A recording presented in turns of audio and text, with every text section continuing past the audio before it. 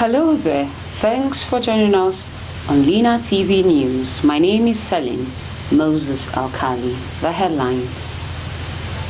Speaker Niger State House of Assembly on a courtesy visit to elder statesmen. Federal government increases minimum wage offer. Top decisions has prevented the nation's economic downfall. And now the news in details.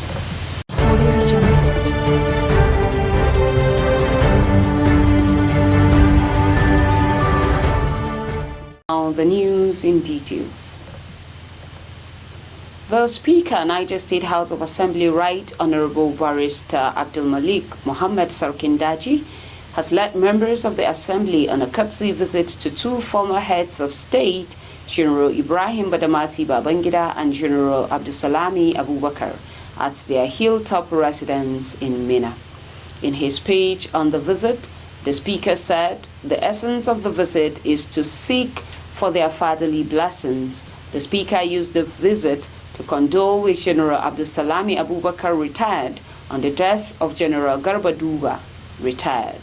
He appreciates and commended the two former heads of state for their sacrifices towards nation building and their words of wisdom, which has been a guiding principle to them as legislators. The Speaker informed the elder statesmen of the cordial working relationship between the legislature and the executive arm, which has translated into the development so far recorded in the state.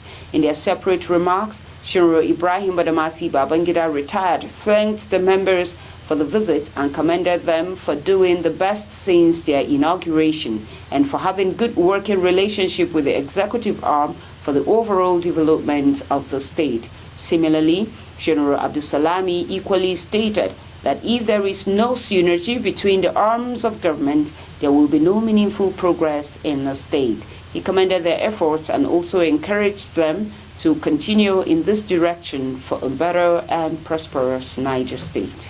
Vice President Kashim Shettima has declared that President Bola Ahmed Tinubu's tough decisions have prevented the downfall of the nation's economy.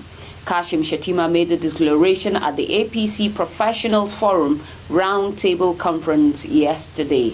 According to him, the decisions adopted by the federal government has set up the country on course to economic prosperity in a short while in spite of temporary pains. Similarly, former Bauchi State Governor Isa Yuguda and All Progressives Congress APC National Chairman Abdullahi Ganduje listed the prospects arising from the policies of Tinubu administration. Both Ganduje and Yuguda spoke at the conference tagged Ashiwaji Scorecard Series in Abuja yesterday. Shettima was represented by his special advisor on general duties, Aliyu Modibo Umar. Umar, a former minister of the Federal Capital Territory FCT, said critical decisions and policies of the administration were germane to the health and future prosperity of the country. Justifying the decisions taken by the administration, he said they are to guarantee the course of our nation for generations to come instead of postponing the setbacks for our children and their children. Shettima added, President Bola Ahmed Tinubu has made the difficult but necessary choices to ensure Nigeria's long-term stability and prosperity are never in doubt. He has chosen a path that, although demanding, promises to save our nation from economic downfall. This began with the calculated removal of the fuel subsidy. The decision was not made for its own sake, but to redeem the reality of the nation's unsustainable debt service to revenue ratio, which had grown to alarming levels over the past few years. The Vice President emphasized that the administration's 8-point agenda provided a clear framework for policies and programs. He explained that these initiatives are not just plans on paper, they are actions being implemented to create tangible improvements in the lives of everyday Nigerians. Federal government has increased the minimum wage offered from 48,000 naira to 54,000 naira. This followed the walkout by the organized labor comprising of the Nigerian Labour Congress and the Trade Union Congress during the last meeting with the tripartite committee on minimum wage. The national president of the Nigerian Labour Congress, Joe Ajaero, insisted on 615,000 naira minimum wage, arguing that the amount was arrived at after an analysis of the current economic situation and the needs of an average Nigerian family of 6. He blamed the government for the breakdown in negotiation system, saying, despite earnest efforts to reach an equitable agreement, the less than reasonable action of the government and the organized private sector led to a breakdown in negotiations. The Director General of the Nigerian Employers Consultative Association, Adewale Smart Oreyinde, described unions' walkout when negotiation had not started as unfortunate.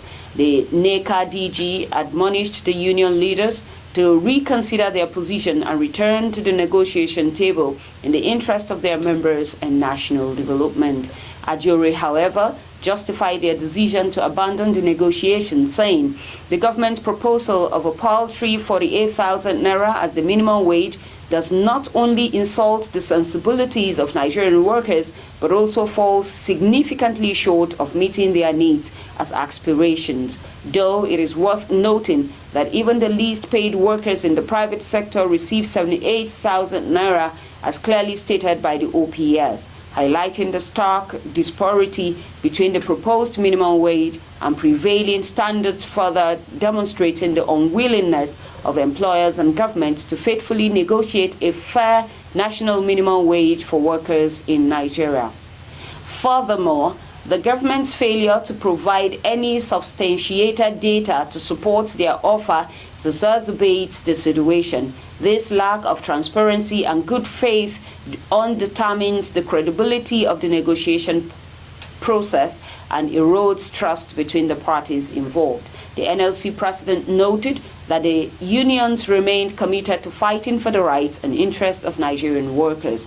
He also called on the government to reconsider its position and come to the negotiation table with clear hands that reflect the true value of the contributions made by Nigerian workers to the nation's development and the objective socio-economic realities that confront not just Nigerian workers, but Nigerians today as a result of the policies of the federal government. And that's about the size of our package on Lina TV News. Do well to follow us on all our social media platforms at Lina TV 247. You can also do well to visit our website on www.linatv.com.ng. Thanks for coming through.